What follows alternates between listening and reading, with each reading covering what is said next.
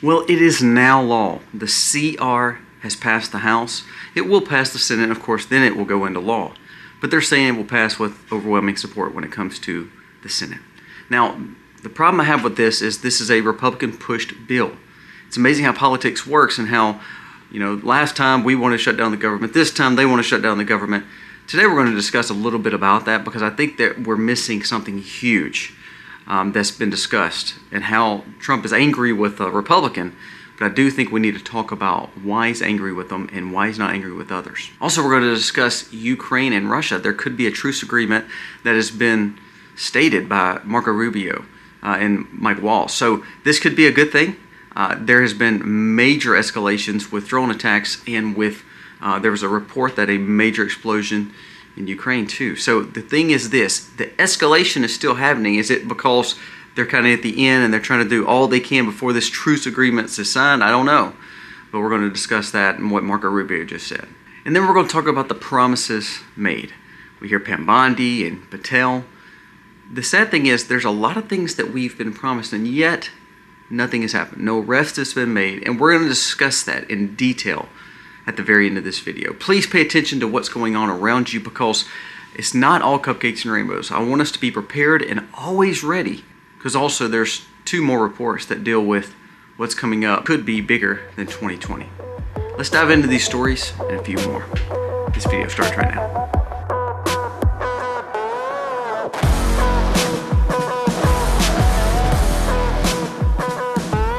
Hey guys, welcome to the channel today. Thank you so very much for being here. If you are new, please go down here. Tell us that you're new in the comments. We love to see new people coming along. If you like the content, subscribe to it. Give us a thumbs up, ring the bell. That way you're always knowing what's going on. We try to share things that can help you to live a life in this crazy world, for one thing, and to be prepared and live sustainable. That's the key. Now let's jump into these stories for the day. First, let's talk about this bill, the CR. Now I have some very strong criticisms for and against. Okay, I want to kind of tell you that because I'm on both sides of this push. First of all, I know this is a Trump pushed, Mike Johnson pushed funding bill, CR. Now, one main problem I have with this is if we want to tear down the establishment and tear down the government intervention in our life, I don't think we need to spend more money to do that. Now, I know this is what the Republicans and the populists and even Trump call, well, we've got to have a cleaner CR so it can continue to not shut down the government so we can be ready to pass a strong, staunch budget cuts and have more time to do it. Now, we have been promised that for a long time. So I have to say I have to believe it when I see it because, again, what we're saying is, Congress, you have to cut your budgets, and I don't think any Congress is willing to do that other than one. Now, this passed with overwhelming support other than Thomas Massie. Well, Donald Trump came out against Thomas Massie. Now, first I want to state for the obvious. I'm a Trump supporter, you know that. However, I'm a huge Massie supporter too, and here's why. Because before American First was cool, Thomas Massie has been American First. He's never voted to send funding all over the world. He's voted to keep money here. He's never voted to spend money in budgets. He's voted to balance budgets. He wears a debt clock, people, on his lapel. He sees the value of that. This guy's an MIT graduate, brilliant man, and not funded by a lot of lobbyists. That's another thing I like him. Now, here's my problem. Trump's targeting Massie. And look, you may not agree with everything that Massie or Trump does. I understand. No big deal. But here's my problem. Instead of targeting people like Thomas Massie, why can't we target people like Lindsey Graham, Mitch McConnell, Mitt Romney, people like that, Susan Collins, Lisa Murkowski, Dan Crenshaw. Oh, the list can go on. If anybody represents its people better than any other Congress or Senate in Washington, it would probably be Thomas Massie. He wins overwhelmingly every time he's elected. And not only that, he again fights for the American people. Now, again, as a Trump supporter, I understand where Trump's at. He's talking about primarying him. I think that's a horrible move by Trump. But here's the thing. I love what Nick Freitas said. I want to go back and read what he said, and I thought this was a very good point. And I'm going to read a few more quotes by some of the people that's on both sides of the aisle here. It says, on both sides of this fight, on the conservative side, it says, Nick Freitas said, "You've got your CR. Now stop wasting time attacking Massie and watch what happens. Either he was wrong and you were right and you called it and it's great, or either he was right and he was fighting for American people and we need to do better for most congressmen. Last I checked, we wanted more of people wanting to fight for the American people and not spending money in Congress. It's true. Listen to what Justin Amash said. Now, again, Justin Amash is a supporter. He's a libertarian. Some things he's a little bit too libertarian for me, but I do love what he just said. He said, imagine you and your spouse are hugely in debt for overspending. So you call a meeting and agree to each of you, and agree, both you and your wife, spend more money. Now I want to read that again. Imagine you and your wife are hugely in debt from overspending. So then you call a meeting and you agree to spend more. And he said, that is Congress. And here's the thing. Who liked and who shared that on social media? The biggest person on social media right now, Elon Musk. Now what does that say? Elon Musk just shared exactly what Justin Amash said, that he may be saying, look, Congress is spending too much money. Now remember, this is Trump's, kind of has Trump's here. So I think there's a battle that I think that we need to pay attention to. I understand we have to fund certain things. I have no problem funding certain things. But those obligations should not add to extra spending. This bill had about $400 extra billion worth of spending. Now they'll say it's for good things, and they're saying they're cutting the budget. What they're actually doing is cutting the budget over 10 years, people. Kicking the can down the road. How long is a congressman a congressman? 2 years. How long is a president a president? 4 years. How long does the Senate sit? 6 years. None of those can all be the same people for the next 10 years. So when we say we're going to cut a budget and we kick the can down the road for 10 years, a lot can happen in 10 years. If we really want change, we've got to do like Elon Musk just said, is start cutting it so fast that we almost, our head spins. I love a comment that someone made. He said, we need the government out of our GDP. And what that means is we don't need the economy held up by the government. It's not the government's job. Actually, we need to, and I'm going to say this, and please do not take me wrong, we actually need to fall in a recession that we voluntarily go into. Meaning we need to cut our spending to where the public sector gets out of the main GDP business, gets out of the main stock market, and actually we kind of voluntarily put ourselves in a recession to correct our own things. You know the husband-wife thing? When we get on a budget with our husband and wife, then guess what happens? We have to cut budget. It kind of puts us in a bad spot because we can't go out and eat and enjoy. We can't go to the vacation. We can't buy and get things that we want. We have to buy the needs. So it kind of puts us in a correction. But we voluntarily put ourselves in the correction, so therefore we can have financial peace later. If all of a sudden we just keep spending, and all of a sudden we lose our job, and all of a sudden then we have a catastrophic bankruptcy for our family, we lose our home, we lose our cars. We didn't voluntarily put ourselves in a recession. We fell into depression. Do you get what I'm saying? So we actually need to watch our spending. Now, if they kick the can down the road for another 6 months in the CR bill, I'm a Trump supporter. I believe a lot of conservatives signed on this bill. But the true test will be in 6 months. Will we actually cut the budget and do what we were promised by our congressmen to not spend any more money, balance budget bills, all that? Or are we going to keep doing what we've always done? So either two things could be true, but to be honest with you, it's going to probably be one or the other. Was Thomas Massey right saying that Congress does not know how to quit spending? Or are they really going to start cutting spending in 6 months? I'm anxious to see. Now, they cut a little bit in this bill, but they still spent over budget. We have to be very careful of what we're being told. Remember, if all these congressmen now are coming out and selling you on the fact of why they voted for it, if they have to sell you on it, I'm a little worried about that. Remember, as a conservative libertarian, I'm a Trump supporter. However, I think we need to be careful that there's still people in Congress that are still spending money like it's going out of style.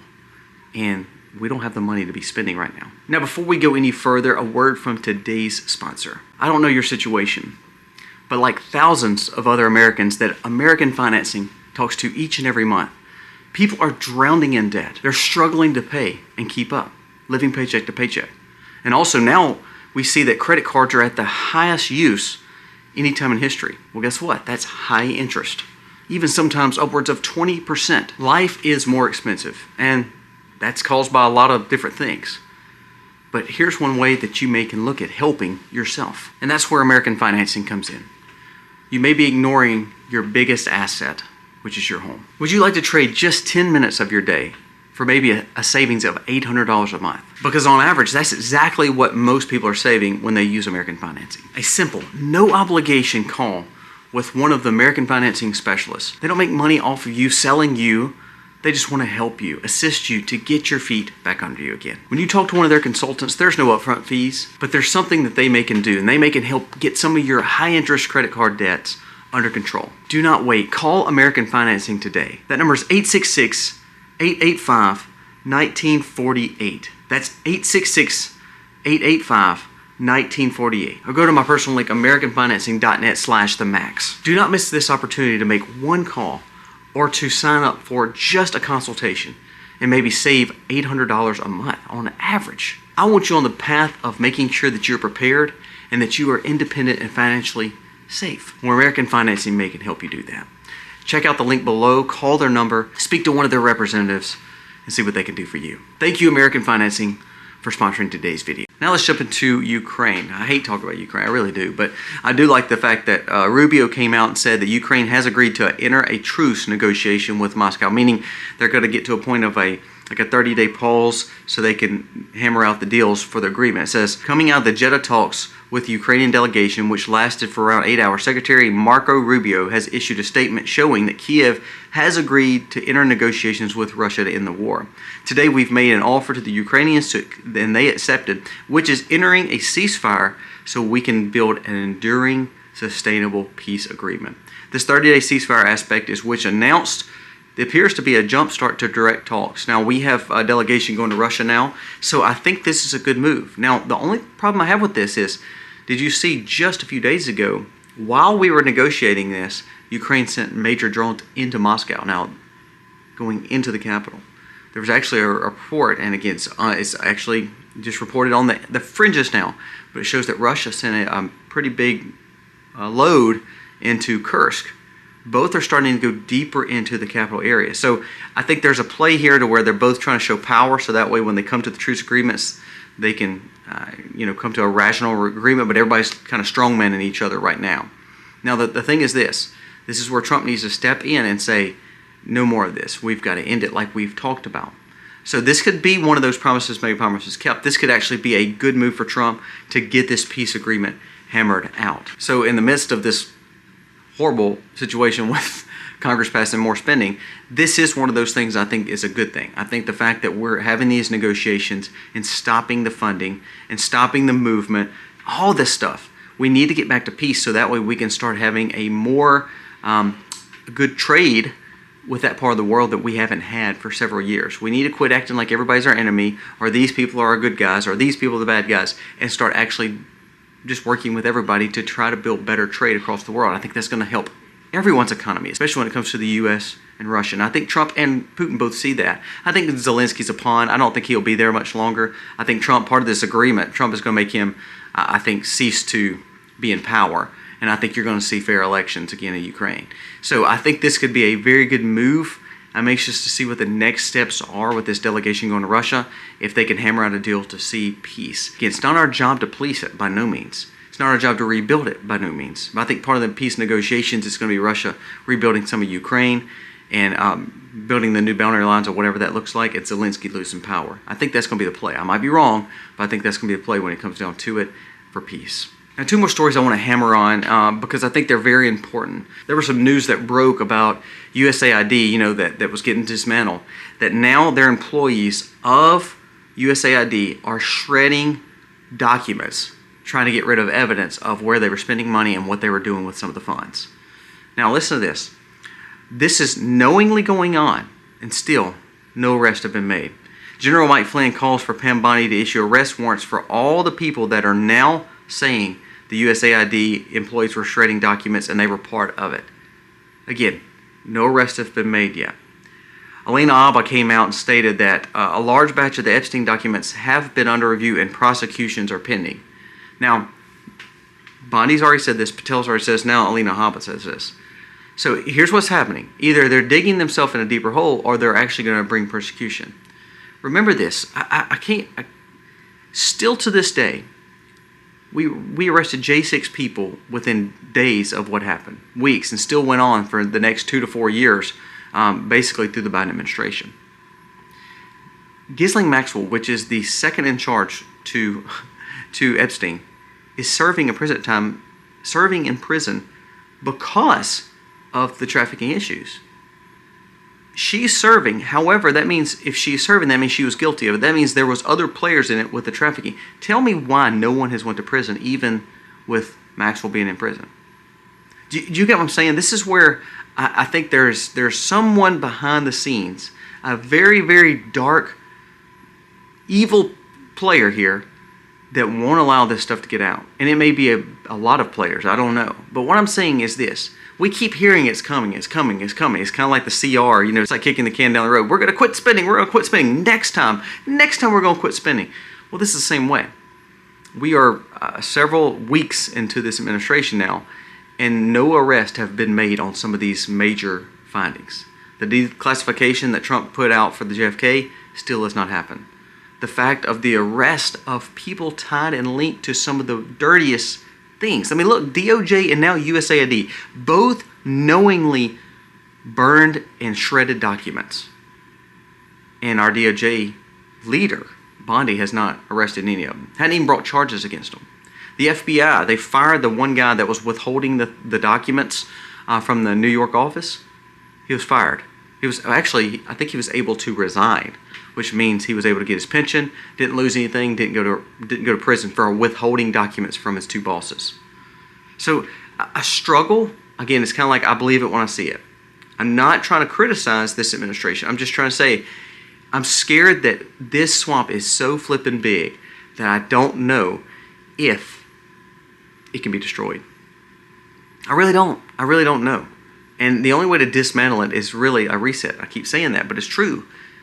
Pam Bondi has a lot of ties to Bill Barr. Pam Bondi had a lot of ties to a lot of Republicans. So again, she may be a phenomenal stalwart. She may surprise me and release all these documents and go after everybody and arrest everybody. I hope that's the case. But so far, we need to see more than just talking points. Do you realize how many times she's been on Fox News? How many times she's done articles? How many times she's been trying to be like this influencer on all these networks? I don't want you on TV. I want you to do your flipping job. Now, you can get mad at me for saying that, but the truth is, like for instance, Kash Patel said they arrested several people in Florida due to some trafficking issues. Great. I think that's awesome. They were going to deport them. Great. I think that's awesome. But we cannot take our eyes and focus off the things that you promised before that actually involve some big players, because no one's went to jail for those things yet. Do you realize this man has been known to be a trafficker, even during the Bill Clinton presidency, and not yet has anybody went to prison.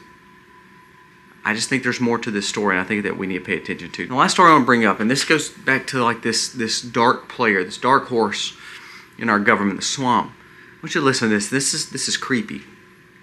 Maui Police Chief John Pelletier, who gave the orders to trap victims in the Lahaina fire, this is from Nick Sorter, an independent journalist, has now been named as a co-conspirator in the Diddy case. Now, if you remember the ties to Lahaina and the fires and all that, and it kind of tied back to some of the California situation, he was moved around by the Biden administration. Pelletier also happened to be the commander in Las Vegas during the shooting that we know nothing about. Okay, so now let's go back in time.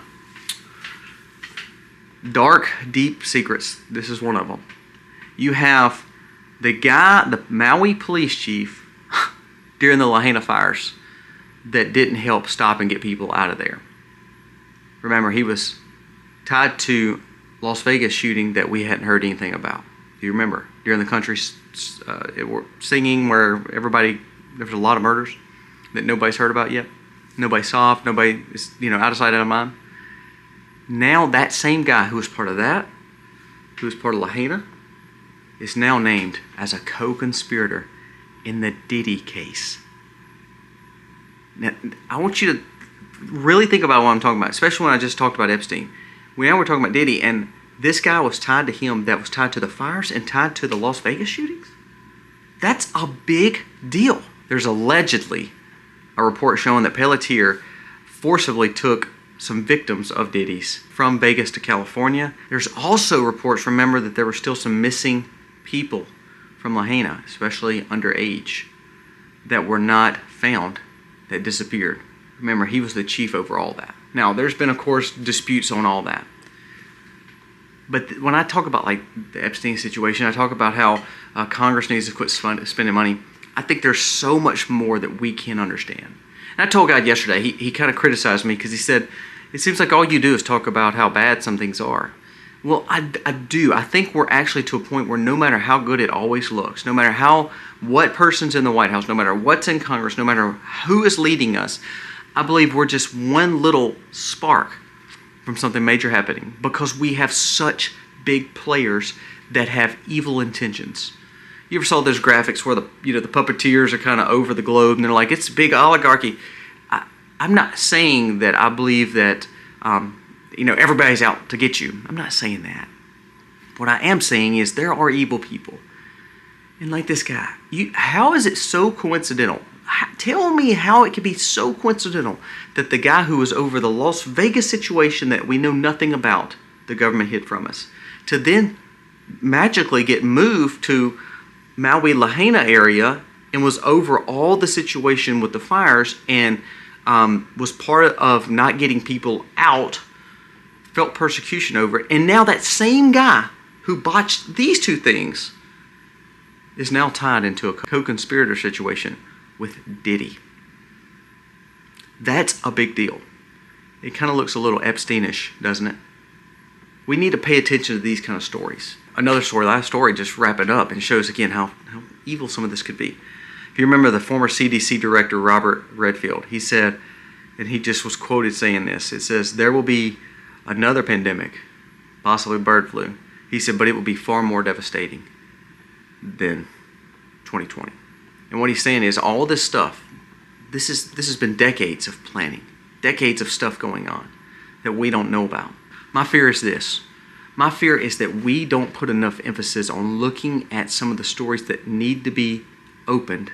And I think as good as conservatives can do, or as good as talking heads can do, as good as influencers can do, they take our focus off some of the things that we need to know. I love the fact that J6 people got pardoned. That's awesome. I love that I love the fact that Patel busted those traffickers down in Florida. But what about the main trafficker that still no one knows about since the 90s? To this point, still no one knows about. The situation with JFK from when he was assassinated. I mean, that's been 60 years ago. So tell me, these kind of things, I think they dabble things in front of you to say, oh yeah, cheerleader, great, everything went great, to then miss out on the fact that we're still missing some of these major things that we need to know because there could be the bigger players behind it. This Lahaina situation with this guy, with this co-conspirator, the fact that he's tied to Las Vegas, he's tied to Hawaii, now it's alleged that he's tied to Diddy. These stories will never come out. You'll never know nothing about him other than independent journalists finding information for you. Pay attention, do some research, and don't ever think that everything's cupcakes and rainbows, no matter what party's in charge.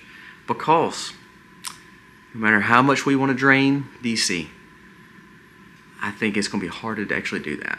I.e., I'm not happy with this bill.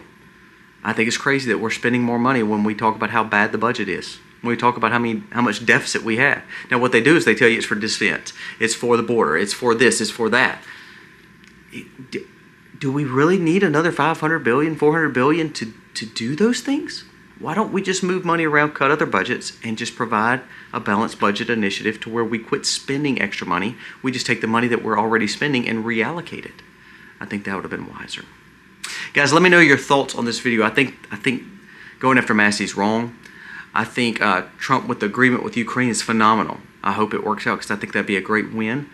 And I'd love to see some more things come out on these kind of stories because I think there's bigger players with bigger puppet strings that's still pulling a lot of shots, even with who's in power. Kash Patel actually asked for a direct line to Trump, which would bypass the AG's office, which is Pam Bondi. Do we not find that a little suspicious? Is there still problems with some of the people in Washington? Yes. Guys, let me know your thoughts. God bless. Be free, be free.